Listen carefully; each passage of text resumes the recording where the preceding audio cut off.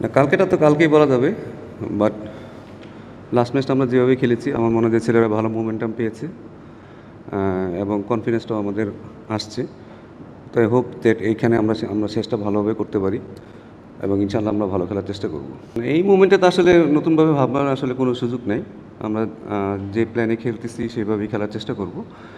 But hopefully আমাদের middle অর্ডারে click করলে হয়তো আমরা আরও ভালো খেলতে পারবো। বাট আমার মনে হয় যে এই মুমেন্টে আমাদের খুব বেশি চেঞ্জেস আসলে নাইও করার মতো, অপশনও নাই বাইরে। কারণ আপনারা হয়তো প্রথম ম্যাচের কথা অনেক কথা বলতেছেন। আসলে আমাদের বেঞ্চে তো আসলে ওরকম মিডল অর্ডার প্লেয়ার ছিল না। যে একটা ব্যাটসম্যানই ছিল সেটা নাইম ছিল। এছাড়া আমাদের আসলে কাউকে খেলানোর মতো অপশন ছিল না। জাকির ইনজুর ছিল। তো আমাদের যেই স্ট্রেংথ আছে সেই স্ট্রেংথে আমরা যাব। না, খুব একটা যে আইডিয়াল আমি বলবো না। বাট প্রত্যেকটা টিমের কিছু না কিছু প্ল্যান থাকে। সো সেই প্ল্যান অনুযায়ী আমরা গিয়েছিলাম।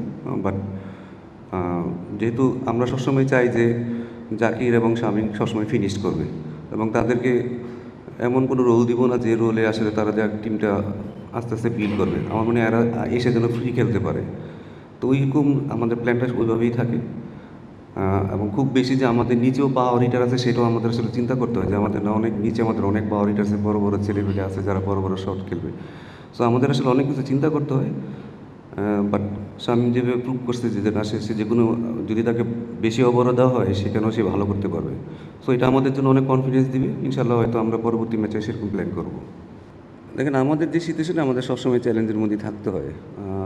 আমাদের অনেক কিছু আসলে মেনে নিতে হয়। অনেক কিছু আমাদের যেটা আসলে টিমের জন্য সুইটেবল না, বাট তারপরেও আমাদের আসলে ওগুলো মেনে নিতে হয় এবং আমাদের আসলে আপনি আমাদের যে প্লেয়ারগুলো দিবেন তাদের মধ্যে আমাদের বেস্ট আউটপুটটা নেওয়ার চেষ্টা করি আমরা। এখানে তো আমাদের অনেক কিছু করারও নাই, চাইলেও আমরা করতে পারি না। আমার কাছে যে বেস্ট 15টা প্লেয়ার থাকে সেখান থেকে আমরা বেস্ট কীভাবে আউটপুট নিতে পারি। এখন কে কোন ফরম্যাটে আছে কীভাবে না আছে সেটা আসলে খুব ডিফিকাল্ট। বাট এটা একটা যদি ভালো একটা স্ট্রাকচার ওয়েতে আসে আমার মনে হয় যেটা আমাদের জন্য অনেক বেটার হবে। কারণ আপনি যদি খেয়াল করে দেখেন শ্রীলঙ্কা টিমের খুব বেশি ধরুন টেস্টের থেকে ওয়ানডে কিন্তু ব্যাটিং অর্ডার খুব বেশি চেঞ্জেস নাই। বাট টি20তেও কিন্তু খুব বেশি চেঞ্জেস নেই। আমাদের কিন্তু কন্টিনিউ চেঞ্জেস করতে হয়। 5টা প্লেয়ার যায় আবার 5টা প্লেয়ার আসে, 1-2 দিনের মধ্যে তাদের কিন্তু টিমের সাথে কোপ আপ করতে হয়। সো আমাদের খুব বেশি যে লাক্সারিয়াস হওয়ার মতো আসলে সুযোগ নেই। বাট চেষ্টা করবো টিমটা যেন একটা ভালো স্থিতিশীল পরিস্থিতি আসে যেটা আমাদের টিমের জন্য অনেক কাজে দেবে।